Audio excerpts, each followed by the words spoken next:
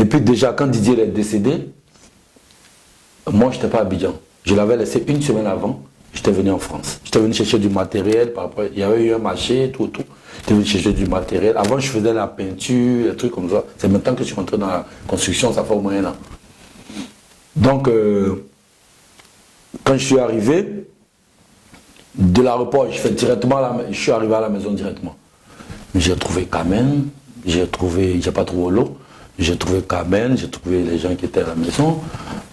Et elle a commencé à pleurer, partout, voilà ce que Olo a fait. Il a cassé le placard, il a pris des armes, il a pris des chaussures de Didier, je ne l'ai pas reconnu. Voilà pourquoi aujourd'hui ils ne se parlent pas, hein, Olo et Carmen. Il ne faut pas qu'on tourne autour du pot. C'est pour ce genre de trucs qu'ils ne se parlent pas. Parce qu'il a montré notre image. Parce que quand Didier est tombé, quand il est rentré à la maison, il a montré notre image.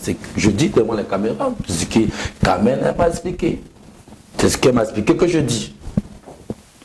Et toi, qu'est-ce que tu as fait en tant que grand frère? Je lui ai dit, calme-toi. Je viens d'arriver et c'est fort. Didier n'est plus là, déjà, ça me fatigue. Donc, voilà. Donc, elle s'est calmée, on a beaucoup discuté. Et j'ai dit, mais où sont les affaires de Didier? C'est là qu'elle m'a dit, ils ont tout pris. Voilà, ils ont même cassé le studio de Didier, ils ont tout ramassé. Avec un petit là qui était à Didier, Olo a cassé le studio, tout. Après, moi, je me suis pas occupé. Parce que moi, Didier est décédé, c'est un coup fort pour moi. Donc, comment faire, tout. La maman même n'était même pas encore arrivée à la maison. Donc, je suis allé au bureau de Kenzo. Et Kenzo, je dis devant la caméra, Kenzo m'a dit, avec Al-Mustafa, tout le monde, ils m'ont dit, Landry, on dit, c'est toi seul qui peut parler à la maman de Didier. Parce que le gouvernement veut organiser les funérailles et tout, mais tant que sa maman ne donne pas son accord, ils ne peuvent rien faire. Donc j'appelle la maman de Didier. Elle me dit, elle est aux Arcades. Elle habite là-bas de Venise. Je suis parti en voiture. Je l'ai récupéré. Excuse-moi Landry, c'est vrai que là on va dans tous les sens, ouais. Mais il faut qu'on essaie de recadrer les choses. Ouais. Vu qu'on parle d'Olo, et jusque-là on attend de toi des confidences par rapport à la vie d'Arafat, tout. Et limite, aujourd'hui on a l'impression que c'est Olo qui lui seul est détenteur d'une certaine vérité. Parce que chaque fois il fait des publications sur les réseaux sociaux pour dire qu'il va faire le grand déballage. Il a même dit qu'il y a certaines personnes qui ont récupéré la voiture de Didier Arafat et que ces personnes l'ont vendue. Il a même mis des initiales par rapport au nom. Qu'est-ce que toi tu peux dire de cet épisode-là et des différents déballages que s'apprête à faire Olo? Olo ne peut pas dire, il ne peut pas m'accuser. Parce que le jour où je suis arrivé, j'étais même en France ici d'abord. Et j'ai appelé le mécanicien. Didier, personne ne touche la voiture si ce n'est pas moi ou Bakary, le mécanicien. J'ai même appelé Bakary. J'ai dit, va à la maison, récupère la voiture de Didier, tu le gardes dans le lieu sûr avant que j'arrive. Quand je vais arriver, on va prendre la voiture, on va donner ça au notaire. On va donner ça à la famille. C'est ce que j'ai dit. Et c'est ce qui a été fait? C'est pas ce qui a été fait. Qu'est-ce qui a été fait? Ce qui a été fait, c'est que je suis dans l'avion. Avant de décoller de l'avion, je l'appelle Olo. Je raccroche, je prends l'avion, j'appointe l'avion, je suis en train de partir. J'arrive à Abidjan, j'arrive chez Carmen, je demande où sont la voiture. Non, il y a un certain Olo et Vanessa, ils ont récupéré la voiture, ils sont allés garer chez le ministre. J'ai entendu chez le ministre. Moi, je ne parle plus de ça, parce que le ministre est son père. Moi, je ne parle plus de ça. Alors, ce n'était pas le cas. Je ne sais pas où ils ont déposé la voiture, je ne sais pas, on dit ça à Cocody, quelque part là-bas, ils ont déposé la voiture.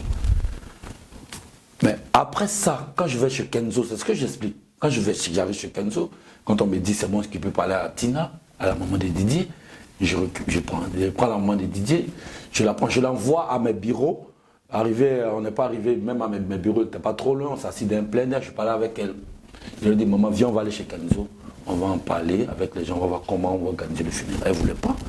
Mais après, on arrive, elle dit, non, il y a les gens qui ne connaissent pas mon fils, et qui sont entrés là-dedans, ils sont en train de... J'ai dit, maman, laisse tout ça.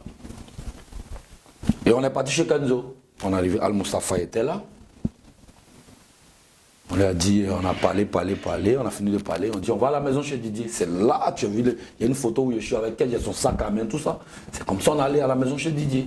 Il y avait les parents de son papa, le papa de Didier, tout.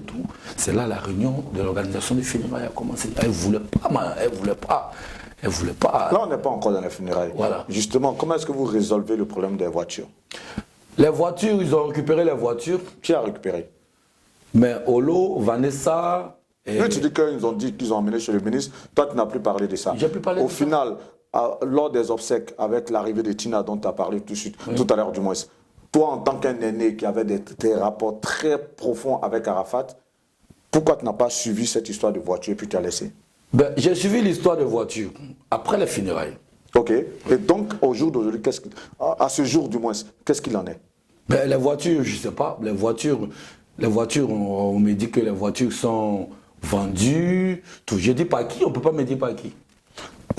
Landry, je veux dire, en tant que quelqu'un qui a vu Arafat grandir, qui a été là toujours pour lui, et aussi Arafat t'apprécie énormément, tu ne penses pas que dans ces derniers jours, que toi, tu as été très laxiste par rapport à la vie de ton petit frère? Si, je reconnais. Je reconnais. Mais c'était un coup fort aussi pour moi, de m'occuper des voitures que de... Non, laissons même ces voitures, parce que on a vu que ce garçon, dans ces derniers jours sur Terre, avant qu'il ne décède, il se plaignait qu'il était abandonné. Toi, en tant que grand frère, tu as joué quel rôle? Je l'ai toujours soutenu. Je l'ai toujours balisé. On a toujours... Didier, avant qu'il meure, à 20h, j'étais avec lui au téléphone. J'ai même ses phares de voiture à mon balcon ici, de sa BM. Il avait fait un petit accident sur le pont Soro, là. Et il devait changer ses phares, tout. Il m'envoyait le numéro du châssis, tout ça. J'ai tout acheté ici. C'est jusqu'aujourd'hui, c'est là. Jusqu'aujourd'hui, les phares de la voiture sont là, tout. Donc, Didier, je l'ai toujours... C'est ce que je suis en train de dire. Je dis, être à côté de quelqu'un et loin de quelqu'un, c'est pas pareil. Être à côté de quelqu'un et loin de la personne, c'est pas pareil. J'ai beaucoup parlé à Didier. Même son problème avec Ariel, tout ça, il y a eu plein de choses. Didier m'en parlait, même Ariel m'en parlait. Je lui ai donné des conseils là-dessus. J'ai beaucoup fait. Tous ceux qui me connaissent savent que j'ai beaucoup fait. Tu pensais qu'il t'écoutait? Didier m'écoutait beaucoup. Didier m'écoutait beaucoup. Même Arnaud Jaguar, quand il est arrivé au dernier moment pour être manager de Didier. Arnaud Jaguar allait chez Arafat. Tu as vu l'émission où il a dit écoutez un morceau comme ça dans une chaîne de télé. Tu te rappelles où il était assis, il y avait Arnaud Jaguar qui était là. Son tout dernier single. Tout dernier single pour faire Kong là. Ce jour-là, Arnaud Jaguar il m'a appelé, j'étais en France ici. Ah, je suis arrivé à la maison, j'appelle Didier, il ne répond pas, les gardiens disent il ne faut pas que je rentre, tout. Il dit comment ça? Il dit non, on a une émission télé, Didier, je lui ai dit tout. Donc Arnaud Jaguar m'appelle. Moi je suis en France, j'appelle Didier. J'ai dit à Didier, attends, tu as une émission aujourd'hui? Il dit ouais, il y a une émission, mais il n'y a pas envie de partir. Il dit, j'ai pas envie de partir, pourquoi? Tu sais qu'on t'a fermé dans la télé, tout. Qu'est-ce que tu fais? Arnaud en bas là, Arnaud vient de m'appeler, il est en bas. Laisse-le rentrer et vous allez partir à l'émission. Il dit ok, il a compris, grand. Je t'appelle dans 10 minutes. Il faut que tu sois prêt et tu descends. 10 minutes après, je l'ai appelé. Avant ça, quand il a raccroché, j'ai appelé Arnaud. Il a dit Arnaud, passe-moi le gardien. Il m'a passé le gardien, il dit fais rentrer Didier, fais rentrer Arnaud s'il te plaît. Il a fait rentrer Arnaud. Même les talkies de Didier, tout ça, c'est moi qui, en France ici, il a donné à Didier, dit non, tu es un artiste international, il ne faut pas qu'on rentre chez toi comme ça. J'ai envoyé des talkies de la France, je lui ai donné ça, il donne au gardien, il sait qui arrive, qui rentre, tout ça. Pour un artiste de sa trempe, pourquoi il manquait autant de discipline? Pourquoi? C'est comme ça, Didier. Didier, c'est comme ça. Tu vois pas, vous ne voyez pas à maman. C'est pas de sa faute, il a pris ça de sa mère. Et il est comme sa maman. Il faut juste savoir comment prendre la personne. Il faut juste savoir comment encadrer la personne. Souvent, Didier, il pète les plombs. Mais quand il pète les plombs, bah, comment j'arrive? Je lui dis, mais tu te fâches, pourquoi? Souvent, il fait les histoires avec Kamen. Il prend les affaires de Kamen, il jette devant la porte, il appelle Olo. Olo, envoie ça chez ses parents. Je veux plus d'elle, envoie ça chez ses parents. Et il lui reprochait quoi? Olo, il prend les affaires, il met dans un taxi, il l'envoie chez ses parents. Non. Mais il reprochait quoi à Kamen au point de vouloir la vie de Non, chaque mais il fois aime sa femme. Quand sa femme est sur un petit téléphone seulement, et lui, il pense qu'elle est en train de parler à un gars. Donc lui, il pète les plombs, mais après, il s'est ressaisi. Une fois, il a fait ça, il m'a appelé. Il m'a appelé, voilà, voilà ce que Kamen fait, voilà, ça me plaît pas, elle n'entend pas. Je suis arrivé à la maison, il dit, mais toi tu joues à quoi toi? Tu fais quoi? Tu fais quoi là? Tu dis à ta femme, avec qui vous avez un enfant, Tu prends le berceau, tu mets en bas, tu t'amènes, elle n'a qu'à sortir, elle n'a qu'à... Pourquoi? Tu sais quoi? Ben, lui arrête ça. Vu qu'on parle de Carmen, comment toi tu trouves sa vie après la mort de Didier Arafat? Elle a fait son veuvage. Et après son veuvage, elle c'est une petite fille. Elle doit de refaire sa vie. On ne va pas l'empêcher de refaire sa vie. Voilà, on ne peut pas l'empêcher de refaire sa vie. C'est pas le but de ma question. Hein. J'ai dit comment tu juges sa vie après Arafat, tout simplement. Mais je juge sa vie. Voilà, elle n'a pas encore présenté un mec pour dire que c'est son mari, tout et tout. Donc moi, chez moi, tout ce qu'elle fait, elle est seule dans sa vie. Elle fait son truc. Elle a eu un enfant, Didier a une star, c'est normal qu'on ait des regards sur elle. Donc tout ce qu'elle va faire, même si elle touche une cuillère, les gens vont parler, voilà pourquoi elle fait ça, pourquoi elle fait ça. Elle n'a pas encore présenté quelqu'un officiellement comme son mari, donc moi je la regarde. C'est tout. Là, tout à l'heure, tu as dit qu'elle ne parle pas avec Olo par rapport à des incidents après le Oui, décès de c'est par Didier rapport à Arafat. tout ce qui s'est passé. Oui, j'en viens, mais toi, quels sont tes rapports avec elle? Moi je parle avec elle, je peux vous montrer. Je parle tout le temps avec elle. Voilà, pas tous les jours, mais quand il y a un sujet, et voilà, je lui envoie un message, comment tu vas, tout et tout. Je parle avec elle, il n'y a pas de problème, on n'a pas de problème. Est-ce que tu lui donnes des conseils, tu as un droit de regard sur sa vie ou comment sont vos rapports? Non, je lui parle quand on se croise, souvent on s'est croisé un jour dans un restaurant, elle et moi, on tentait de parler, je lui ai parlé. Voilà, à part ça, il n'y a rien. Voilà, son exposition médiatique est diversement interprétée. Toi, quelle est ton interprétation? Moi, j'aimerais juste dire à Carmen de quand même voir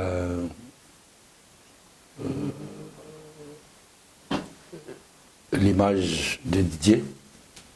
Il faut qu'elle ait quand même du respect pour la mort de son mari, l'image de Didier. Il y a des petits trucs à faire qui ne sont pas trop bien sur les réseaux. Voilà, les gens se mettent en maillot, en train de... voilà, c'est pas méchant, mais par rapport à l'image de son mari, c'est le seul conseil que je peux lui donner. Après, si elle refait sa vie, ça me fait plaisir qu'elle refasse sa vie parce que mon frère, il n'est plus. Donc, elle peut refaire sa vie tranquillement. Mais tranquille, quoi. Mais ce que tu dis, c'est un peu en contradiction avec ce que tu disais tout à l'heure. D'autant plus que tu disais que c'est une jeune fille qui a même de mener sa vie. Pourquoi est-ce que tu verrais d'un mauvais œil le fait qu'elle se mette en maillot? Je ne vois pas d'un mauvais œil, mais il ne faut pas se mettre voilà, en maillot, montrer ses fesses, tout et tout. Je vois, les gens, ils m'envoient. C'est pas le seul, hein.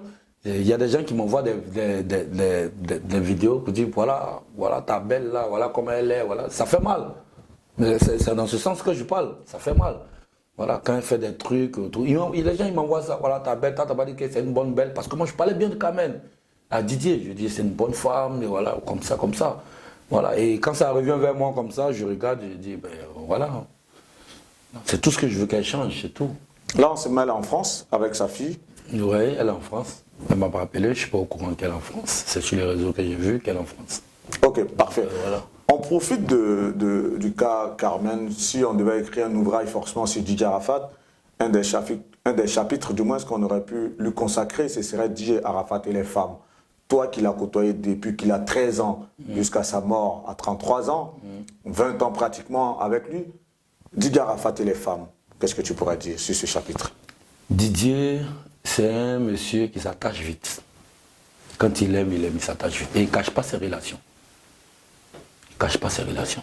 Il peut faire ses petits coups fourrés, mais il ne cache pas sa relation. C'est-à-dire que même s'il a une petite go dehors, il dit à la go, j'ai ma femme. Voilà. Tu dois la respecter. Tu ne veux pas la respecter, tu dégages. C'est comme ça, il marche. Didier, c'est ça.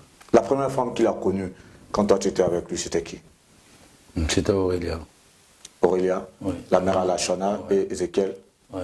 C'est ça? Oui, c'est ça. Cette relation, tu l'as suivie? Mais je l'ai suivi, j'ai même envoyé, quand Ezekiel est né, tout ça, j'étais en Nantes ici, j'ai même envoyé, j'ai offert une voiture à Aurélia avec des habits, tout ça. J'étais trop content de la relation, je lui ai donné des voitures. J'ai même reçu des amendes puisqu'elle n'a pas changé la carte grise.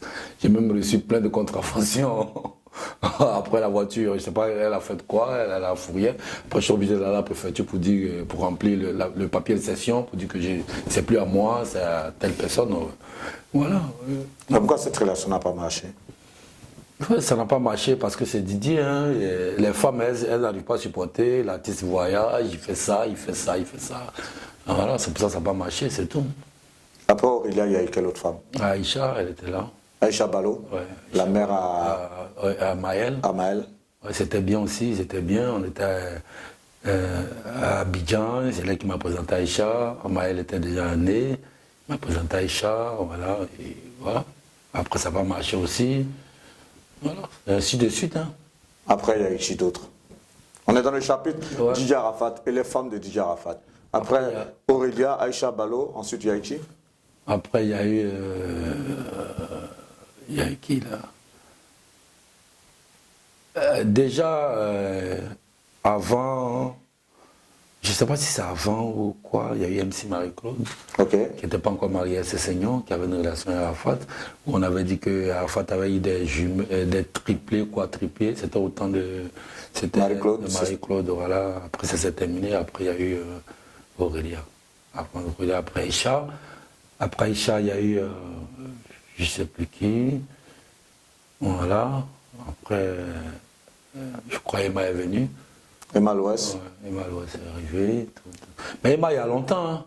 Emma, il y a longtemps. Après, bon, les gens ne voyaient pas. Elle était très jeune. Ils se côtoyaient. Après ça s'est officialisé. Tout. Hein. Quand il est devenu Yo, après, ça s'est officialisé. Après, bon, elle est une star aussi. Elle était dans son monde. Il ne supportait pas aussi qu'elle fasse des trucs. Il est beaucoup jaloux. Donc, voilà. Pour parler des femmes stars, forcément, Arafat a dû avoir des relations avec pas mal de femmes célèbres. Au-delà de Emma Loès, quelles sont celles que toi tu connais qui ont partagé sa vie? Bon, ça, je ne peux pas parler. Aujourd'hui, toutes ces femmes-là sont mariées, tout. Donc, je n'ai pas envie d'exposer les gens. Sinon, il y en a beaucoup que vous connaissez, que je connais, que tout le monde connaît. Il n'y a pas envie de... Bah non, on ne connaît pas puisqu'on ne vivait pas avec Arafat. Je ne vais pas le dire. Voilà, c'est toi, tu vivais avec lui. Voilà, Donc, voilà, je peux pas parler de ça. Elles sont mariées aujourd'hui, elles ont leur vie. Il y en a qui sont devenus pasteurs, chrétiennes, tout le monde. Donc, il y a plein de choses. Là, tu donnes des indices, là.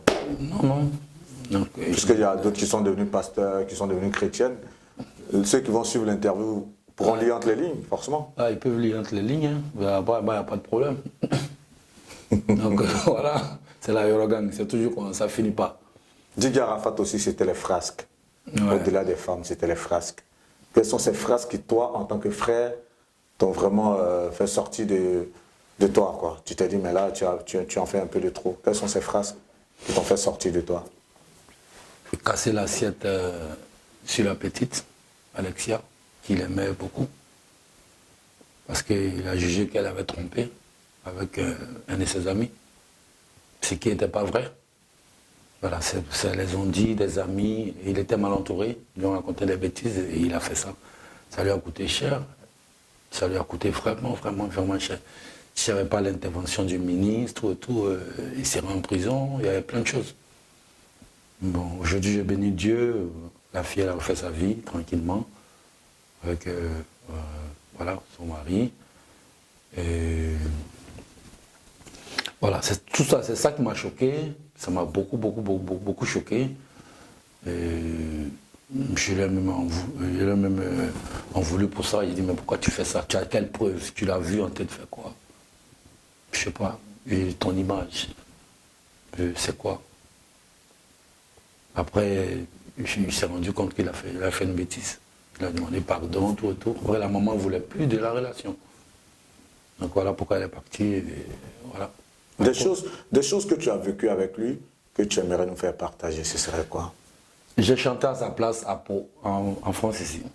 Il était bloqué au Canada. Les gens avaient fait des faux billets là, au retour quand il devait venir. Le billet c'était des billets brous. Il est resté. On avait signé un contrat à Pau, et avec une boîte qui s'appelle La Noche, à Pau, sur Stade. Le propriétaire, c'est un métis, il s'appelle Stade. Donc, Stade, il m'appelle, il dit, mais je vois sur Internet, Arafat est bloqué, il y a des problèmes là-bas, tout. Mais Landry, qu'est-ce que tu vas faire? Comment on fait? Parce qu'il avait fermé sa boîte, l'ouverture, c'était avec Arafat. J'ai dit, mais Stade me propose ça, mais Landry, tu peux chanter. En ce moment, il y avait les cheveux, tout ça. Il dit, Landry, tu peux chanter. J'ai dit, comment je vais chanter? Arrête tes conneries. Il dit, non, On dit, vous avez un peu de ressemblance, tu peux chanter, s'il te plaît. Parce que là-bas, c'est que des blancs, il n'y a pas de noirs là-bas. C'était une ville perdue de blancs. Donc, je suis arrivé à Pau. J'ai appelé Picsou, Axe, les danseurs de Paris. Donc, on était à l'hôtel. D'abord, il avait pris la suite, tout ça, pour Arafat, tout. Après, ça a changé. Donc, il n'y a plus de suite. Donc, c'est le chambre standard. Donc, j'ai dit à Arafat, bon, Arafat, je vais chanter à ta place. Il dit, ouais, Grando chante, il y a fouille. Donc, j'ai dit, bon, envoie-moi les sons. Envoie-moi les sons. Donc, il a mixé, il a fait des trucs là. Et il m'a envoyé par 8 transferts par mail. Donc, j'ai mis ici une clé USB. On était à Pau. Donc, dans la chambre, on a commencé à s'entraîner, tout et tout. Voilà. Après, les gars, on arrive à la boîte. J'ai acheté un truc là. J'ai payé un truc comme ça, même bien. Casquette, tout. Voilà, bien. Les chaînes, comme lui, quoi, en fait. Tu es déguisé en Arafat, carrément. Je me suis déguisé en Arafat. Mais c'était un rambaba pour il fallait qu'on assume. Donc, j'ai mis les raies, tout et tout. Ils ont annoncé de mettre la fumogène, tout. C'est ça même qui était le DJ. Ah non, ce jour-là, c'était la peur de ma vie. Mais ça là, te reconnaissent. Mais ouais. Donc, c'était que des blancs. Voilà. Donc, ils annoncent l'artiste. Les danseurs vont sur la scène. Laisse tomber. Je vois les fumogènes, tout. Puis on annonce l'artiste, je monte sur la scène, je lève ma main comme ça. Puis on a commencé. Elle est fumogène, tout. C'est parti. Mais c'est la partie de Roucascas là. Mais c'est là que j'ai vu qu'un artiste, même si c'est pas danser qui fait une petite phase, les gens vont crier. Donc les danseurs là, la partie de Roucascas, je balance les danseurs. Les danseurs font les Roucascas, ça crie. Mais moi quand j'arrive, je fais une petite phase, ça crie. Le concert il a duré 45 minutes, presque 1 heure. Quand le concert est terminé, je suis descendu du podium, je suis allé au vestiaire. Ça, il est venu dire, Landry, la voiture est prête, va à l'hôtel direct. Parce qu'il y avait la queue pour faire les photos à l'artiste. C'est là, et là, ouais, un problème. Donc je vais à l'hôtel. Donc c'est les danseurs qui sont restés là-bas, à la boîte. Après, ils ont fait la fête qui sont rentrés vers 8h. Moi, je suis allé, je me suis couché, tout. Je me suis réveillé le matin à 8h30, 9h. J'appelle Arafat. Il me dit, ouais, Grando, c'est comment? Ils t'ont donné le jeton. Voilà tout ce qu'il me dit d'abord. La moitié du cachet. Il dit, ouais, il m'a donné le jeton. Il dit, bon, pardon, tu connais le problème là, envoie-moi le jeton. Il dit, quel jeton? Il t'a donné là au Picsou, au As, bon parti. Il dit, non. Bon, dans le cliquard, dans les 1000 euros, toi tu prends 1500 euros, tu m'envoies le reste. Parce que c'était un truc il restait 7500 euros. Il dit, non, moi, je t'ai envoyé 5000 euros. Il dit non, pardon, s'il te plaît, il y a un bang, tout. Il dit ok, il n'y a pas de. Je vais rentrer à Toulouse, comme c'est pas loin de Toulouse, c'est à 2 heures de Toulouse, je vais rentrer, tu fais un WhatsApp. Et là, on est rentré vendredi, c'était samedi. Il dit, mais il est là à 8h39, le temps de rouler pour arriver. Donc lundi matin, je vais t'envoyer. Il dit non, je ne veux pas lundi. Il dit, mais je peux faire quoi? Je ne peux rien faire. Sauf lundi, je vais t'envoyer. Après, je l'ai envoyé le lundi, mais tu sais ce qu'il m'a dit? Mais là, c'est Grando, tu sais qu'on peut faire Pierre, non? Il dit, comment Pierre? Il dit, non, tu peux botter au Burkina, moi, botter au Mali. Il dit, mais toi, tu es fou, toi. Je peux jouer au Mali, toi, tu joues au Burkina. Il dit, mais petit, arrête ça. Je peux jamais faire ça de ma vie. Puisqu'on parle d'argent, ses rapports à l'argent, c'était comment? Non, Didier, il aimait trop jetons. Mais de la manière il aimait l'argent, c'est comme ça, il aimait distribuer aussi. Il aimait partager. Il est très gentil. Didier est trop gentil. Voilà, c'est un enfant qui est très gentil. Voilà. Le plus gros cachet qu'il a pu toucher de son vivant, que toi, dont tu étais au courant, c'était combien? 100 millions. Où ça? Au Togo. Au Togo? Ouais, il y a c'était pas un concert. C'était une marque, sa marque Yorobor, pour fabriquer les motos. Voilà. C'était un partenariat commercial, en fait. Commercial, on a 100 millions. C'est là qu'il a payé la Jaguar. Là. Il a payé la Jaguar 80 millions. Donc voilà. C'est vrai que là, tout à l'heure, sur l'épisode des voitures, c'est resté assez flou. Mais toutes ces voitures qui payaient vraiment à prix d'or, toutes ces voitures-là, les voir s'évaporer comme ça dans la nature. Toi, en tant que grand frère, ça te fait rien? Mal. Ça devait être. Moi, moi, sur moi, ce qui a été fait, ce que je voulais, moi-même, ce que je voulais, c'est que la maison restait. Personne ne touchait un trophée. Personne. de toucher avec ses habits, tout ce qu'il avait, même sa brosse à dents, personne ne touchait à ça. On achetait la maison, parce que le ministre était prêt à acheter la maison. Le ministre là. On achetait la maison, ça devenait un musée pour Didier.